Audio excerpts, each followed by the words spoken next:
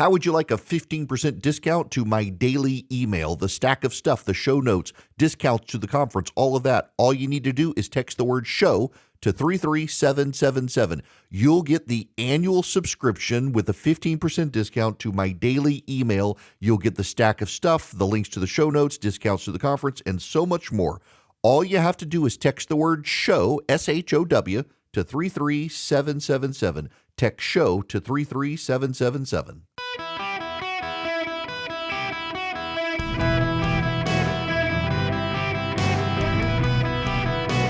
Welcome to the Eric Erickson Show podcast, Hour 2. Hello, America. It is Eric Erickson here across the United States. Glad to have you with me here. The phone number is 877-973-7425.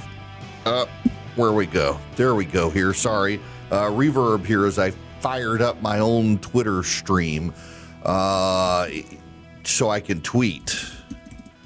Yes, on the fly. Real professional of me. I realize I forgot to do something here, but that's okay.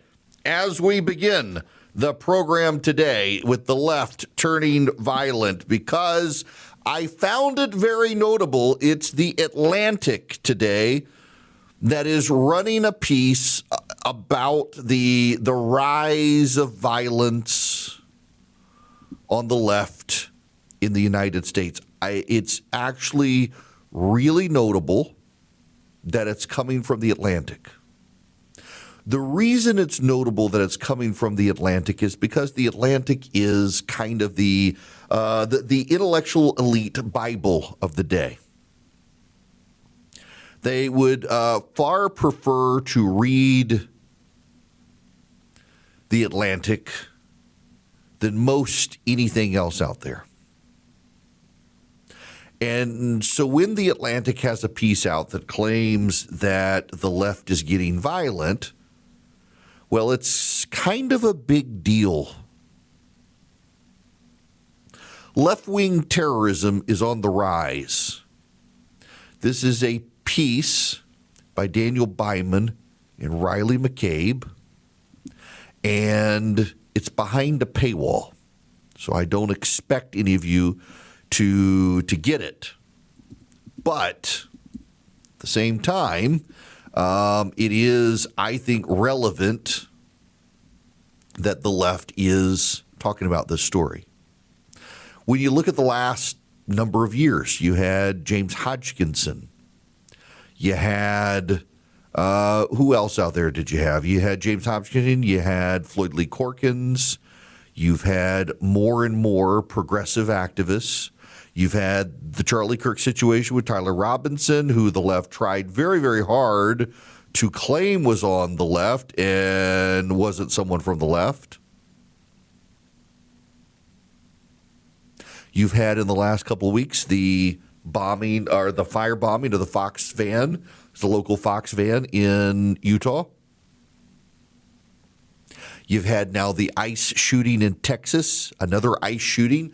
The left, you will recall, wants ICE agents to stop covering their faces. Here you know why they're covering their faces, because they can't otherwise function. The terror threat that exists out there against ICE agents is growing. It is unfortunate. It is bad. People on the right are having to live in fear. Politicians on the left are having to live in fear. I can't go anywhere anymore without having security. It's we're in this unfortunate world. In fact, I sent out a pitch to subscribe to my Substack yesterday. And my pitch is actually that I like to go do events with you guys. And I'm no longer allowed to go do events with you guys without security present, and I got to pay for that security. I got to pay a second plane ticket for somebody to be able to travel with me. I got to pay for an armed security agent to travel with me to places. It's absurd. I don't have the budget for it unless people subscribe to Substack. Radio revenue goes up, but I otherwise can't hang out and do events with people. So that was my pitch yesterday for people to subscribe to my Substack, to do a paid subscription, because the absurdity of the cost going up because I can't go somewhere without security because of crazy people on the left. We have for the last decade been lectured by progressives about the increased violence on the right. And many times that increased violence on the right was actually not a right-wing attack. It's just it was quote unquote coded as right-wing because the target was perceived as something the right would attack. And many times it wasn't a right-wing attacker, but the left, particularly using the Biden and the Obama administration, seeded the narrative the right had turned violent. I saw someone on social media the other day say, when has the left ever stormed the Capitol? And I was like, you do understand that the left bombed the United States Capitol.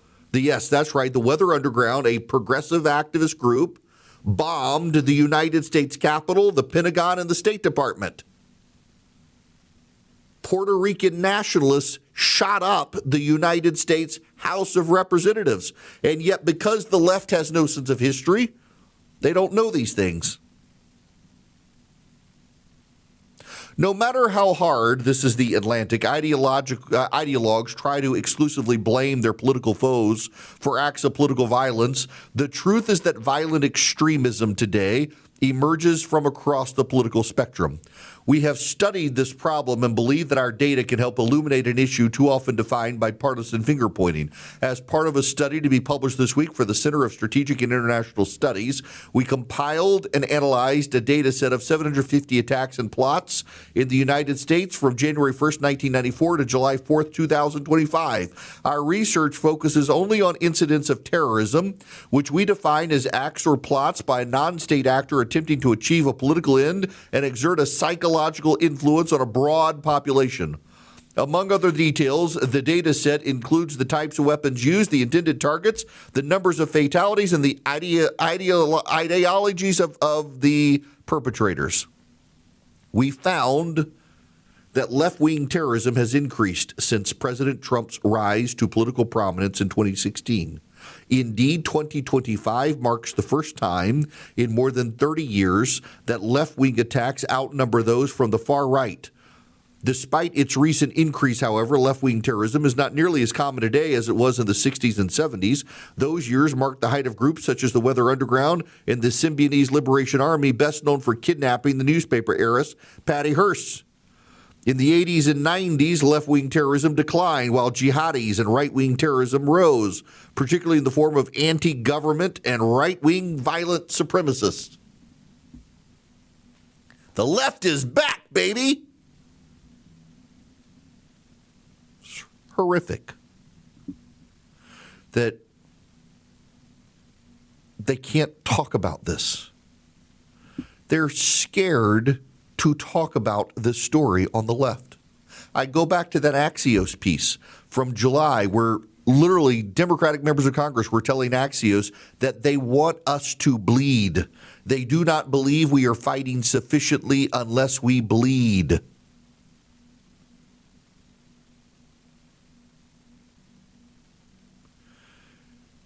Not Axios, the Atlantic is covering this piece now,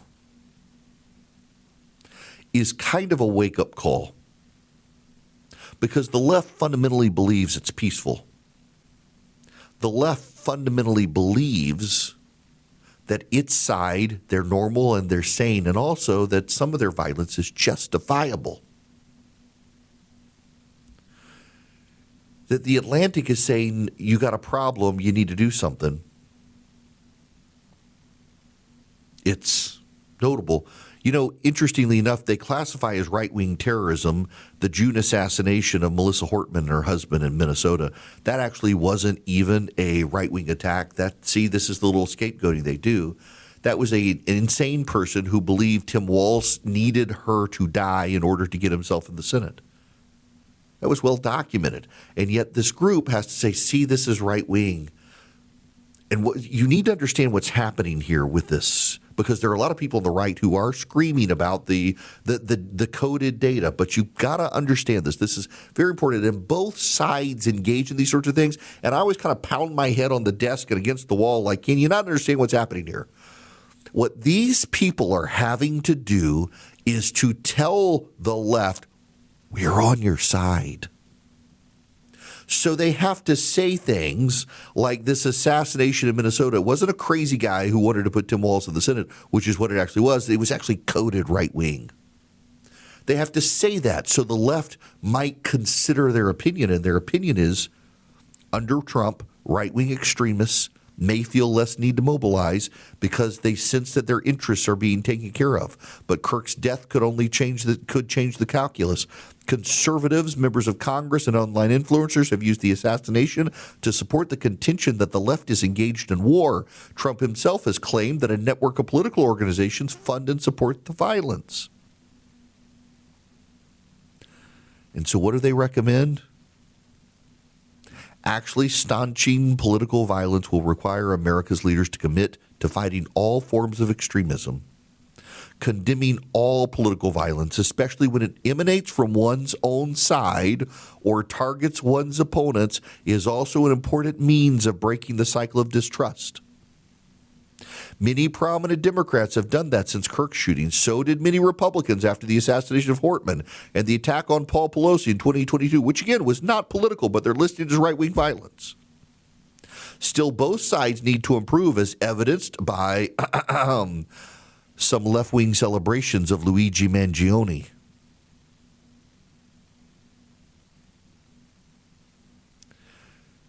You see what they're trying to do here. They're trying to tell Democrats, y'all have to start speaking up now. Your side is turning violent. There's new polling I mentioned last hour. We'll spend a good bit of time dissecting at the bottom of this hour. After 1:35, if you're listening live. Reuters Ipsos finds that Republicans lead Democrats by 4 points on the issue of who is better at fighting political violence or dealing with political violence. Who is better at gun control? Republicans. Who is better at fighting political corruption? Republicans. Yes, a Reuters Ipsos poll finds that by 4 percentage points, the public believes Republicans are better at fighting corruption, handling gun control, and dealing with political violence. You have the assassination of Charlie Kirk. You have the attacks on ICE facilities. You have the attacks on churches. You have the gun control activists shooting up an ABC station. You have the attempted assassination of Republicans by James Hodgkinson, the attempted assassination of the Family Research Council officials by Floyd Lee Corkins. The left has turned violent. And it is a canary in the coal mine that the progressive Bible of the day, The Atlantic, feels the need to tell the left it's true. There's disproportionately more violence on the left now than on the right. Even to make the numbers work, they got to code a lot of stuff as right-wing that aren't right-wing. The attack on Paul Pelosi, the attack on the elected officials in Minnesota, those weren't actually right-wing. Those were crazy people without political agendas, except the guy in Minnesota wanted to get Tim Walz in the Senate. But they got to code them that way so that the left might say, these guys are on our side. They mean well for us. Maybe we should listen to them, because otherwise the left's not going to listen. I've been telling you for several years now that violence was growing on the left, and it fell on all the deaf ears of the left. It fell on deaf ears of the press, and they've amped it up and amped it up and amped it up. And now people are getting shot by progressive activists. And our only saving grace is that they're not good shots. More people would be dead if they were. That's not a good silver lining to have, that, only a few people died. It could be worse. People are dying because of left-wing violence. Democrats in Congress are about to shut the government down because they are too scared of their base to stand up to them. The solution that these people in the Atlantic proffer is that Democrats need to speak out against their own side. It's what I've been saying for years. You got to police your own side. If you don't police your own side, the voters will do it for you. These people who did this report understand the voter backlash is coming against Democrats because the Democrats are turning violent. And you're going to get Donald Trump, and then you're going to get probably 8 years of J.D. Vance. If you Democrats don't stop gunning down ICE agents and others and conservatives and trying to assassinate the President of the United States, as you people lose your minds, turning your politics into a religion where the apostates and heretics must be killed. That's what you've done. Okay. So I know I started the show saying this. And I put it on Twitter. My son in class, instead of calling each other idiots or stupid or dumb, or they have occasionally referred to each other as autistic when they do dumb things, have started in the last 24 hours or so since the president's press conference the other day, they've begun to refer to each other as Tylenol Americans. And I'm sorry I did this. I took Tylenol this morning, things like that. I mean, it is high school boy humor. They are 16-year-olds, 10th and 11th graders. And my gosh, referring to each other as Tylenol Americans. And you will not be surprised to learn there are some angry people on social media. That's not funny. That's not funny. I'm sorry if you don't find it funny. I thought it was actually rather funny, I have to admit.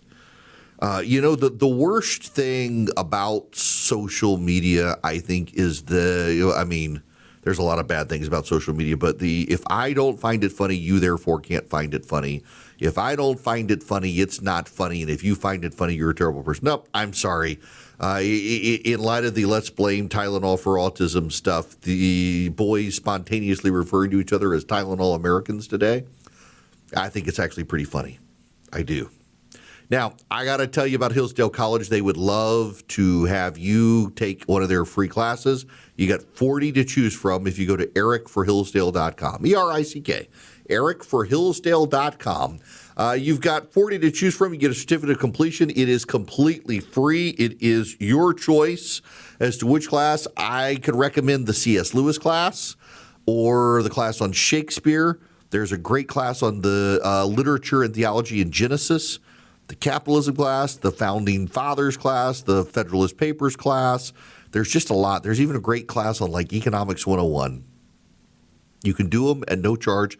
They're 30-minute videos, and depending on which class you take, determines the number of videos there are in the class. But every video is only 30 minutes long.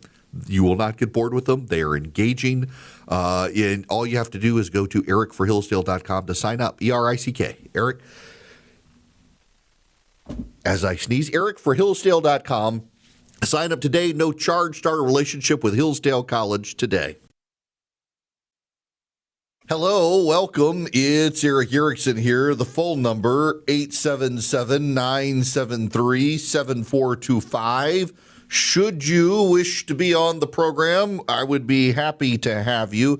If you text Eric, ERICK, to 33777, you can get the show notes, the live stream, the podcast, and a whole lot more.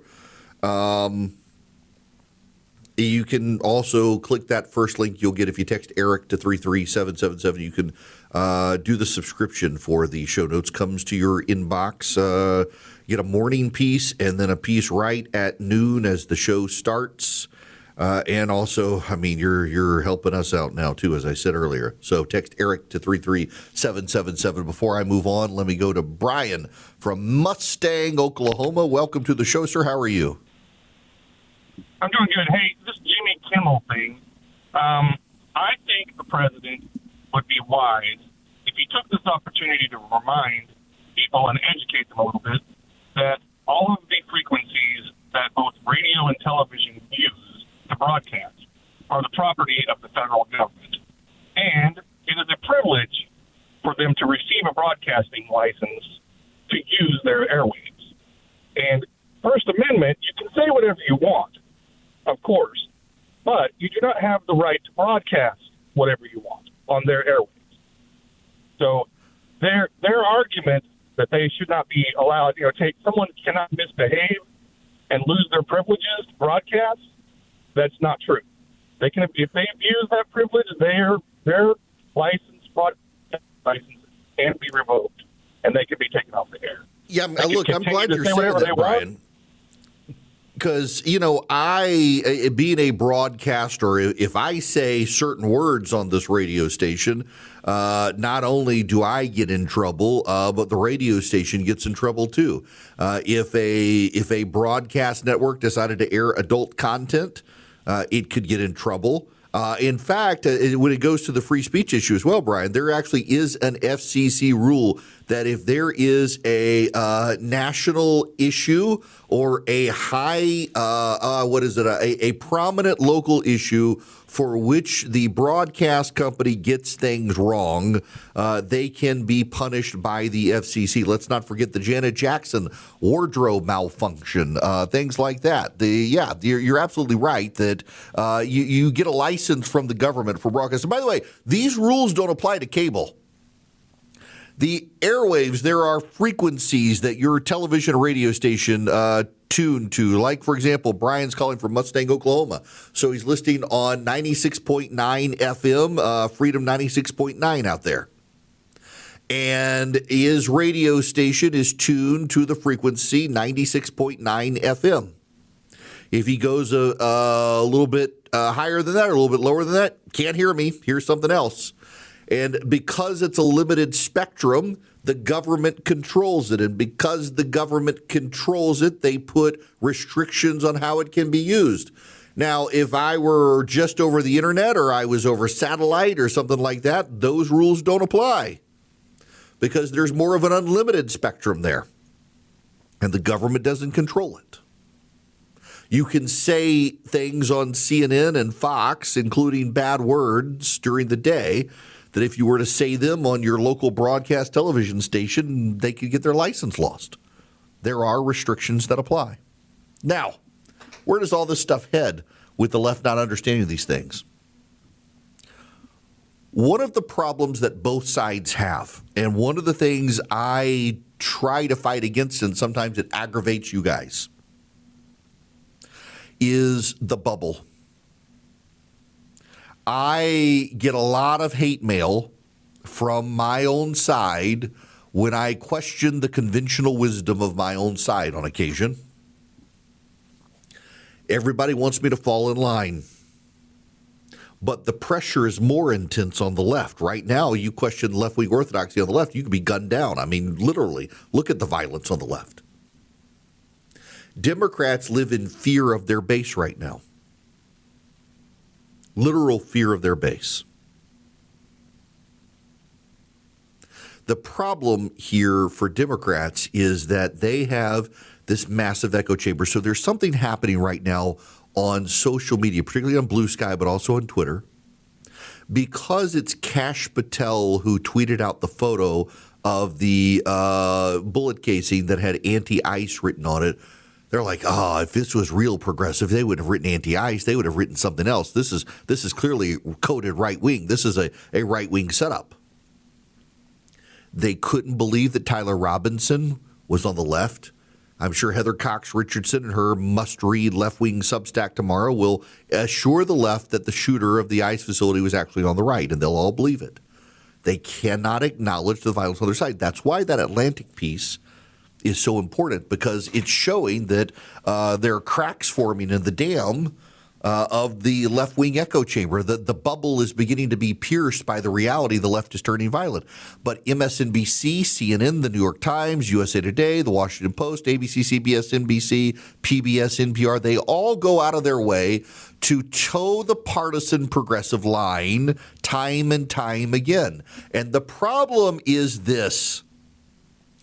Oftentimes you, and it doesn't matter which side you're on, right or left, you get into a bubble And in that bubble, reality does not penetrate, and you become convinced that you're on the winning side of an issue when you're not actually on the winning side. It happens to the right. It does. It happens to the left. At the moment, it's happening to the left more than the right. And how do I know? Reuters Ipsos. This is the way that both sides try to pierce their partisan bubbles. That actually right now is the value of polling more than anything else. Polling is far less accurate than it used to be. The individual numbers are no longer that important. What's important are the trend lines and the polling averages. If you're a new listener to the program, we've grown tremendously just in the last 6 months. We're now on over 70 stations coast to coast. We'll be on starting next week, we'll be on in Kansas. We'll be on in Pennsylvania here shortly. We're growing. If you're a new listener, understand I was a lawyer. I was an elected official. I was a political consultant. I ran political races around the country. I did the mail. I did the TV and radio ads. I did the polling. I was a jack of all trades, master of none. I started off as a lawyer, as a campaign finance lawyer for candidates, and wound up doing campaign management, and then became a consultant. And I would run races around the country, and I would tell the candidates, know when you think you're the majority, or know when you think you're right, or know when you're in the minority, even when you think you're right. You got to, if you stake out a firmly held position, I have to do this to myself now on radio, oftentimes with you guys, where I really think I'm right about something and y'all think I'm wrong. I got to be able to talk to you and understand, like, I know you guys think I'm wrong here, but hear me out. Oftentimes, candidates get inside bubbles and echo chambers. They're surrounded by staffers who don't want to question them. You saw it in the Biden White House. And you got to tell them, Mr. President, you're actually not in the majority on this issue. People disagree with you. Majority of people disagree with you. The Democrats didn't want to do that. Donald Trump, sometimes his staff don't want to do it to him. It's very important when you understand that you're in the minority. You think you're right, but the people think you're wrong. And that suggests you can reframe your message. For all of Dick Morris's faults, and I think Dick Morris has many, and I'm kind of aghast when people today cite Dick Morris for anything credible. Dick Morris back in the day was a brilliant political operative and a great pollster, and he told Bill Clinton hired Dick Morris. It's kind of funny he's now considered to be on the right. Bill Clinton hired Dick Morris, and Dick Morris told Bill Clinton that polling is inductive reasoning, not deductive reasoning. And in polling, your job is not to find out where people are in order to take that side of an issue. Your job is to find out how to talk to voters about what you already want to do. You want to do something that's unpopular? Okay. Figure out how to make it popular with polling. Friends, I have the Reuters polling, and the Democrats are failing in their bubble. They've convinced themselves not only that they're right, but they've convinced themselves they're in the majority, because you have CBS and ABC and NBC. You have PBS and NPR. You've got CNN and MSNBC. You've got the New York Times, the Washington Post, and the USA Today, all of them telling Democrats that their poop doesn't stink and they are righteous. And the public increasingly gets their news from less biased sources. And what does the Reuters Ipsos polling find? Which party has a better plan to deal with crime? Republicans lead by 20. Which party has a better plan to tackle immigration? Republicans lead by 18. Which party has a better plan to deal with foreign conflicts? Republicans up by 12. Which party has a better plan for the economy? Republicans by 10. Which party has a better plan to tackle government corruption? Republicans by 6. Which party has a better plan to deal with gun control? Republicans up by 4. Which party has a better plan to deal with political extremism? Republicans up by 4. Republicans up by 4. This comes before the ICE shooting. This comes after the Charlie Kirk assassination. Which party has a better plan to deal with political extremism? Republicans are winning on that argument. The one that actually blows my mind, because Democrats have now, for 8 years said Donald Trump's, 15 years. Donald Trump's the most corrupt SOB on planet Earth. His whole family's getting rich off government. It's a Ponzi scheme, a pyramid scheme. It's corruption. It's bribery. It's you name it. Which party has a better plan to tackle government corruption? The Republicans win by 6. Outside the margin of error in the poll. Republicans win by 6. Immigration, foreign conflicts, the economy, crime, the big issues, Republicans are winning by double digits. The messaging issues for the Democrats, political extremism, gun control, corruption, Republicans are winning on all of those. You know, the respect for democracy, Democrats are up by 2. That's within the margin of error. Ironically, you know where Democrats do best? Which party has a better plan for women's rights? The Democrats. And the irony there is Democrats can't even tell you what a woman is, and yet they're winning that poll issue. Democrats can't tell you what a woman is or who can get pregnant, but they're winning on women's rights, which is basically people hear women's rights and it's code for abortion. Which party is leading the way for killing kids? Yes, Democrats are winning on killing kids. They don't even realize it. They're blasting the GOP for extremism. They're blasting the GOP for corruption, and Republicans are winning on those issues with the public because on MSNBC, the Democrats are told they don't need to do anything differently. Think about Joe Scarborough on MSNBC in the mornings gently nudging Democrats on the issues of crime, and none of them are having it. He had on the mayor of Chicago asking if more police would be good for Chicago. The mayor refuses to say yes. Addicts have to recognize they have a problem before they get help. That's oftentimes when people have interventions. My son is a big fan of John Mulaney, the comedian. John Mulaney is a very funny comedian who had a very serious drug addiction. And he does one of his stand-up routines on the intervention that he had. All these great and funny people who show up. And they're all there to tell John Mulaney he has got to go to rehab, and they are taking him that night, and he does not want to go. He doesn't realize he's got a problem, and he is forced to go to rehab by his friends and family. And only while there does he realize he has a real problem. And I hope the man stays drug-free. My son adores that guy's comedy. We're going to see him when he comes to Atlanta at the Fox in a few months. Democrats need rehab. Democrats need an intervention. The problem for the Democratic Party, though, is who's going to give them the intervention. On MSNBC, this ICE shooter this morning, they're talking about he was probably inspired by the right as opposed to being inspired by Luigi Mangione, who the left cheered for. On social media, progressive reporters are saying, this guy, there's no way he was left-wing. They still deny Tyler Robinson was on the left. They don't want to do it.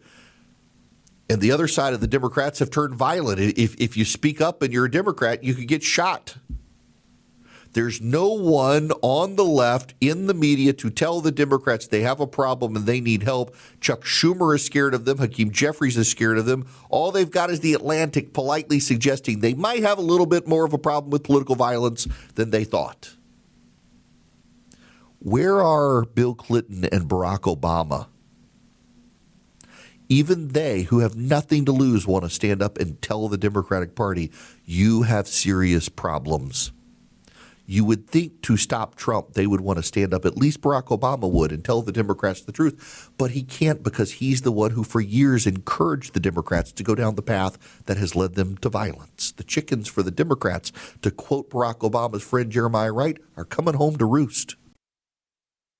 So I was looking up Mustang, Oklahoma. Brian, our last caller, is from Mustang outside Oklahoma City, and discovered they have something called Brahms Ice Cream and Dairy. And I made the mistake of looking up their website, and I guess I need to go to Oklahoma City and eat at Brahms. That looks like really good ice cream. big ice cream fan. I have my wife and kids bought me an ice cream maker a couple of years ago, and it's got the compressor built into it, so I can turn out like 2 pints of ice cream in like 15 minutes. Oh, I make a really good salted caramel ice cream. Just gonna say that. Speaking of, let's go. Brian in Jacksonville, Florida. You're going to be up next. Welcome to the show, sir. How are you? Good. How are you? Thank you. Sure. What's going on? So I don't know anybody with a Weber slate. So the only person I've heard talk about it is you. And I was just wondering if it really is that much better than like traditional Blackstone or Blue Rhino razor. Ironically, Blackstone and Weber now have merged. I think private equity now, the same company owns them both.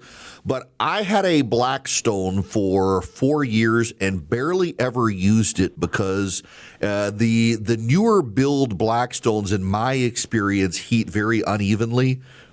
Correct. And the curing can be a problem, and I hated my Blackstone. I didn't like the drip tray being in the back. I just thought it was not a good design. So I decided, I pulled it down to the curb. I got a Weber slate. I have used it probably twice a week, every week since I bought it. I love the slate. It heats edge to edge to edge to edge completely evenly. The drip tray is actually built into the inside of it, and you can rake right on the griddle to get it in. It is such a well-designed product.